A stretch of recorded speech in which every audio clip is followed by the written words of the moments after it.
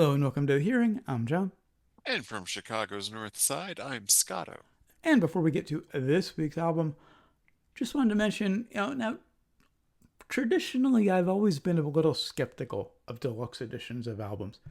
Typically they include the songs that weren't quite good enough to make it onto the album. And really, they're just trying to make some bucks from the hardcore fans. Even Annie or Gartland, the other artists I absolutely love. I'm not interested in those songs. They weren't good enough for the album. I don't want to hear them.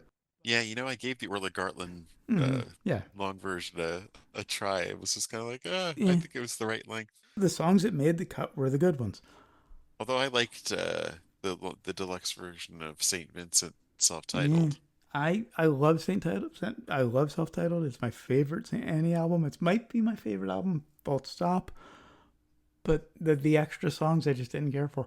But there is an exception, and fortunately, I kind of dragged my feet on purchasing the original, the first release, from the Pyre, Last Dinner Party. Oh, Only two new songs, Big Dog, which we've talked about, and Knocking at the Sky, which they just released, I think, last week. Both great songs. And I think the difference, well, and Come All You Beast, the poem that precedes Big Dog. I don't okay. count that as a song, Right, but it's right. also on there. Those are the extras on the deluxe edition. Uh, I think the difference is those songs were road tested. Like they've done them both live from the beginning of the From the Pyre tour, if not sooner. I think Big Dog may have been done sooner. Uh, so I don't think they were afterthoughts. I don't think they were songs that didn't make the cut. I think they were always intended for the deluxe edition. So they played them live to get a bit of buzz. I mean, they could have just done like a Pearl Jam thing where you have these mysterious uh B-sides. Mm-hmm. But I don't think, I can't think of another band that has done stuff like that where I mean, maybe the Grateful Dead does it, but where you just have these songs that they didn't make the actual albums, but they put them in the concert sets, and people are just like, "What was that?" And I think that's the key is playing them live. It makes you familiar with them. It makes you Yeah, want to hear a studio version. that's true. You know, when I got to the self-titled deluxe edition, there were just these like three or four other songs that I'd never heard of, and they're fine. There's nothing wrong with them. Much like the songs on Everybody Needs a Hero or Garland's album, they're fine. There's nothing wrong with them. They're just not as good as the ones I know from the album, and maybe it is just that familiarity bias. Whereas TLDP plays those songs live. There was one song in that Orla Gartland that I could imagine taking, Mm. swapping in for one of the ones that made it to the album. But the key is the fans. In the TLDP's case, we know these songs from them playing them live. So we want to hear studio versions, and even if they were cut from the album because they didn't fit, although in both cases they fit the theme of the album, and they've been saying that "Knocking at the Sky" is the last tale from the pyre. So they are Okay. playing it up to the theme. But yeah, ultimately, I think playing them live is the key to kind of what people's appetites for a studio version. Maybe that'll make deluxe editions more interesting to those of us who don't care for them. I actually don't know how well they sell in general. They've always kind of struck me as a marketing gimmick. Yeah, the physical media thing, it's just, Oh, I'm what not would I even even gonna. play it on? I was very tempted. I might do this eventually on social media once I clean some things up. But just on the other side of the door to my bedroom, I have these big shelves with all of the cases for all of my physical media. Wow. And that was the problem for me. It just was, it was, Mm-hmm. I moved around a lot over the That's last, exactly where I'm going. like 15, 20 Yeah. something years. And, small places too. So, Oh, yeah. I don't have room for a stereo, even Uh, though I have one in storage somewhere. I haven't hooked up in a long time. and it tends to be younger people who are like all hooked in physical media now, or all enamored with physical media. Yeah, And there is that, it's better than streaming in that you get to own it thing. And I get that. You're not sure. at the whim of some streamer. Uh, but that's a reason to demand downloadable DRM free versions of things, like we did back Yeah. 25 years ago. Uh, that is not a reason to bring back physical media. I think a lot of it is, I think I talked about this last time we talked about physical media. Um, it's nostalgia for a time you didn't live through. Yeah. And I had my hippie phase in my late teens, early 20s, so I understand nostalgia for a time you didn't live through. Um, but these people who are all enamored with physical media tend to be on the younger side.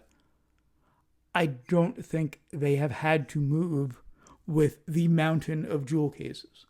Yeah. And I mean, cases Mm-hmm. of jewel cases. I mean, it was a lot, and I think they're boxed up somewhere still. They're Mm-hmm. in storage as well right now, and they've been there for years. And some of them have fallen. They degrade. Yeah. Like the CD doesn't really Mm-hmm. last, Yeah. and True. some of them are 35 Mm-hmm. years, about Uh-huh. 36 years. Huh. Cassettes definitely don't last either. Well, cassettes, of course. I used cassettes for a long time before I got a CD player, and yeah, they definitely Well, wear of out course, yeah. fast. Um, Yeah, they do. I don't know if any of my CDs have worn out, but it'd be interesting to. It would be interesting to stick them in a CD drive to check. Now that I think about it, my new laptop does have a CD player on it. I have a separate one I can plug in, but I haven't in a long time for obvious reasons. Anyway, on to this week's album, which is from 1981, Between the Lines by Spider. Spider was an American rock band formed in 1977 in New York and best known for including Holly Knight on keyboards, who went on to become a very successful songwriter. If you lived through the 80s, you've heard that name many times. And Anton Fig on drums, who's of course best known for playing drums in the band on both of David Letterman's late night talk shows on The NBC and world's CBS, most dangerous band. and the CBS Orchestra. That's what they were known by as the NBC On show. NBC, they were World's Most Dangerous Band, which predates Anton Yeah. Fig's time with them. Steve Jordan was the original drummer. Oh, okay. And that's, if you So he was remember, CBS Orchestra only? no, Steve Jordan was before. There Yeah. was Steve Jordan was the original drummer, and Hiram Bullock was the original guitarist. Sid McGuinness replaced Hiram pretty quickly. I think I remember pretty well when Anton came in. Willie, of course, Paul Schaefer were there from Go. Do you remember Just Cool, the song they released? I've actually heard it fairly recently. It does not hold up. Hmm. That No, was I with don't Steve remember that Jordan. one. Um, Okay. but anyway, back to the album. Between the Lines is their second studio album. It was released in 1981 on Dream One Records, produced by Peter Coleman with Mike Chapman co-producing track 6. We'll get to track 6. That'll be a fun one. Yeah. And features Amanda Blue on vocals, Keith Lunton on guitar, Holly Knight on keyboards, Jimmy Lowell on bass, and Anton Fig on drums and percussion. Reminder, I don't edit any of these songs into our reviews for copyright reasons, but down there you'll find links to Between the Lines on Spotify and YouTube, so you can follow along if you'd like. Track 1, Change. This one was famously covered by John Waite on his first album. This version is not nearly as rock as John Waite's version. Well, I mean, I feel like this is that they're very similar. Oh, yeah. I think the keys kind of take me out of this one though. This is John Waite's version with a different singer, Yeah. keyboards in place of most of the guitars, and a stick up its ass. Because the timing I is way I don't too like those straight. extra little, yeah. I mean, it has that tone of a first album Uh-huh. track, Yeah. but it also has that Steve Buscemi "Hey Kids" vibe to it. The way I put it, it's the pageant version of the song. Or the TV high school talent show. The TV sitcom high school talent show version. Yeah, the keys just really take me out of it. They try to do that little like goofy kind of, stabs kind of after each chorus, and it's just Mm-hmm. trying too hard. It's a lot like Blondie's Dreaming. Mm-hmm. I feel like they're going for they're really, trying to hit us with the hit. Yeah, they leaned a bit Blondie a few times. Yeah. This is what happens when a bunch of studio musicians put a band together and nobody is like the artist. because technically, musicianship wise, this album is perfect. They're all Yeah, brilliant players, but there's no definitely. artistry. They're kind of off in their own little worlds on this one. This one it really does not come together. It's No. a mix of a lot of different things, but it doesn't feel like it really comes together in this. Anton Fig and Jimmy Lowell, great players, the drummer and bassist. They do much better on the rest of the album, but they just have no chemistry on this one. Yeah. Um, I did like the keyboard solo and the electronic percussion during the breakdown was ahead of its time. I will say that, but it just was really and again maybe this is because I know the John Waite version so well. I listen to it all the time, and you I just listened had to it not. tonight. Um, The one thing I really took away from that was the video had a shocking amount of drug use for 1982. yeah, I yeah. was like, whoa, lines of coke on the mirror Uh-huh. and stuff, like a few, and he like, and a really obnoxious ending too. Oh yeah. Um, Mid '80s things tightened up a lot in that sense, if you remember. I think he covered this like the year after, hmm like yeah, I think 82. I think Mike Chapman, who co-produced one of the other songs, and has written a lot with Holly Knight, may have produced his first album or had some involvement there. So they Okay. had that connection. Um, I think that was the connection. Anyway, on to track two. I think I like it. This is my pick for favorite. Love that opening riff. It's very hard Yeah. rock. Great frenetic groove. Now, Ol and Fig's chemistry much better in this one. Great vocal. It's like they finally woke up. Like that almost spoken vocal in the chorus. Great scream at the end of the chorus. Nice harmonies in verse two. Nice short guitar solo that reminds me a bit of Alex Lifeson. I feel like in the first track they were really thinking we need a hit. Mm-hmm. And I thought her singing, I mean, she's a great singer, Oh yeah. but I thought she was going in too low and stuff in the Mm-hmm. first one. Yeah.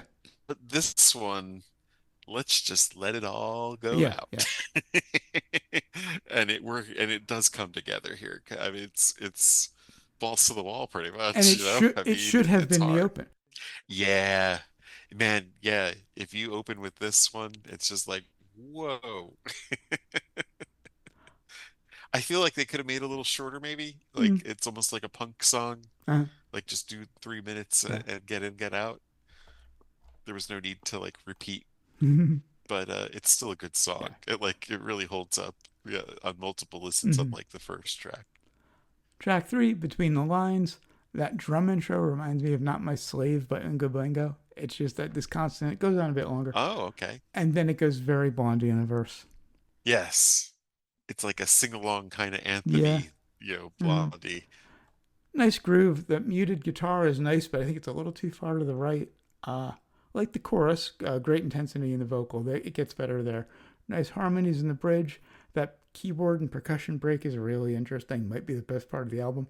And then a nice chaotic guitar solo at the end. This one grew on me because I wasn't a fan of it when I first heard it. It was nice that it's got some rock again. Um, Probably didn't need the keyboards, honestly. Mm-hmm. They seemed like they were a little distracting in the mix. It was the early 80s, and I kind of feel like in a lot of ways they were just a little bit ahead of their time in that sense. Definitely. There's definitely songs on this album where it was like, holy shit. Like Bon Jovi completely ripped some of this shit off entirely, like 7 years later almost.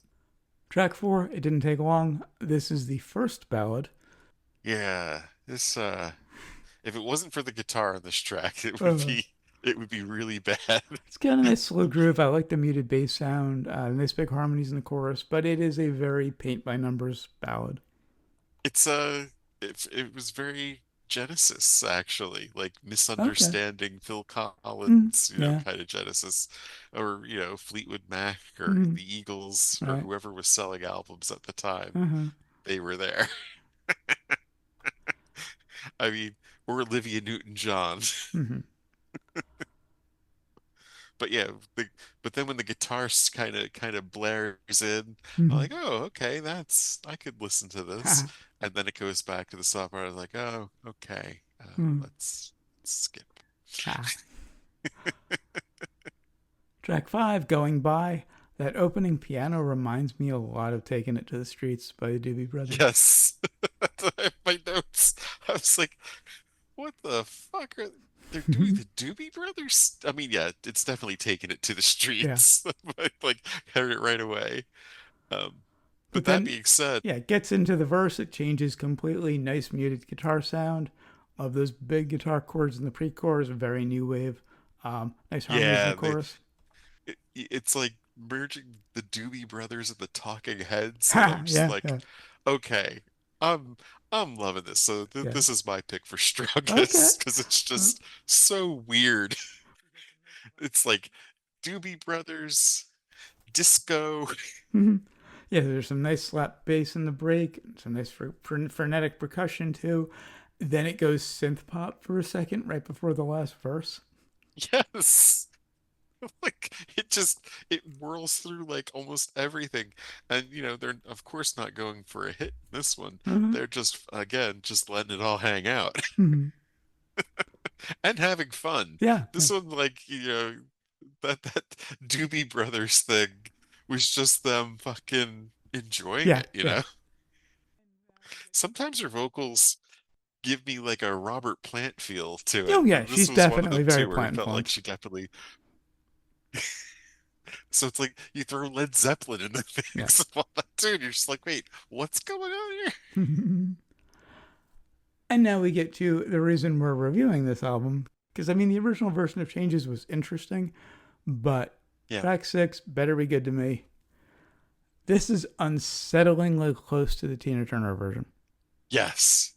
Tina did not really change the No, music all that much. I've always thought that vocal was her putting her stamp on it, but she sang it exactly like Amanda Blue. Love how that opening percussion is almost off time. Great groove, great bass tone. The break is really interesting. It's almost a soundscape, and there's a bunch of lead Yeah. bass. But yeah, because Tina's version sounds very Tina. Well, I mean, this version is really interesting what they do. I mean, they're really taking a chance here with that Mhm. breakdown and everything. The thing that they're missing that Tina had to it, that I feel like they did not, was they didn't have the strong finish to it. Uh-huh. You know? Yeah, Like this just kind of fades out and just right. whatever. It goes into But an instrumental Tina, break, and they kind of, yeah.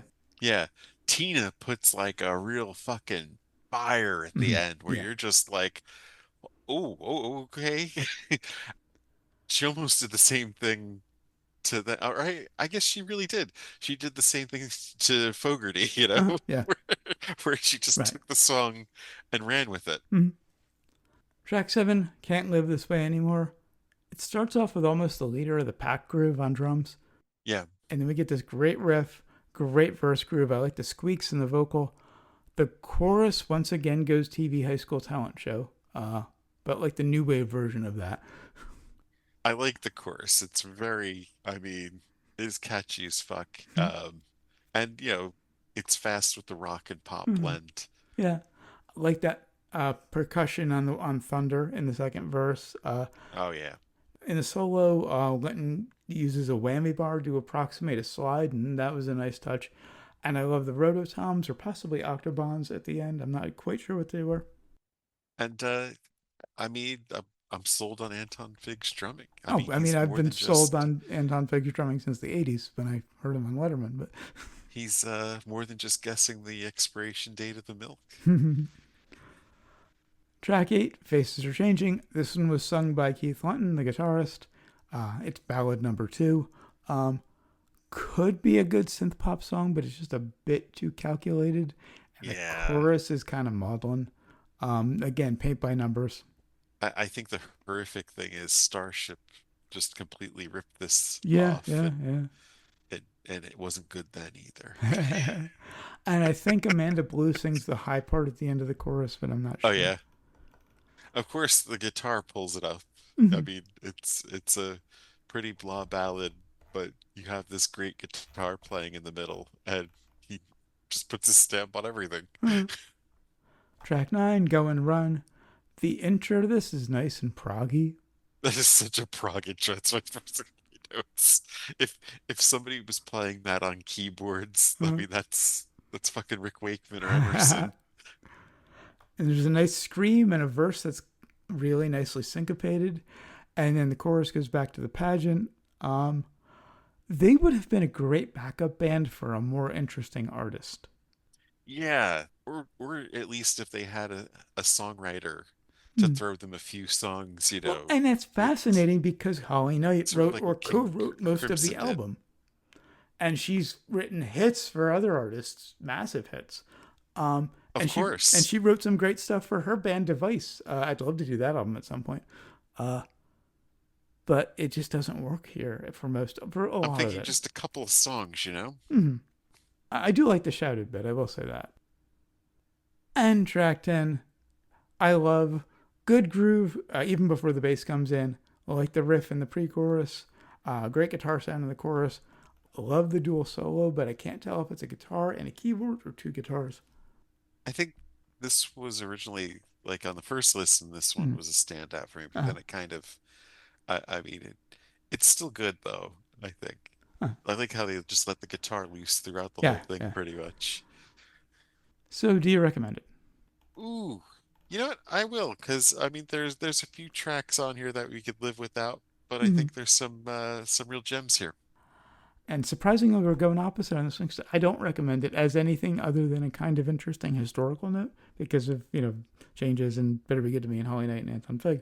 But I just don't think there's enough there to recommend it. There's a few good songs, but look up the ones that we really that we liked. I wouldn't We're say sit pretty through the whole close, thing. you know? Like Um, I was kind of on the fence, hmm, but I think there's enough here to give it a listen, hmm, but there's a lot to skip. yeah. And that's it for Between the Lines. Until next time, we'll be reviewing Crowded House by Crowded House, of course, their debut, most famous album. Until then, of course, always remember, never forget, wherever you go in life, there There you you are. are.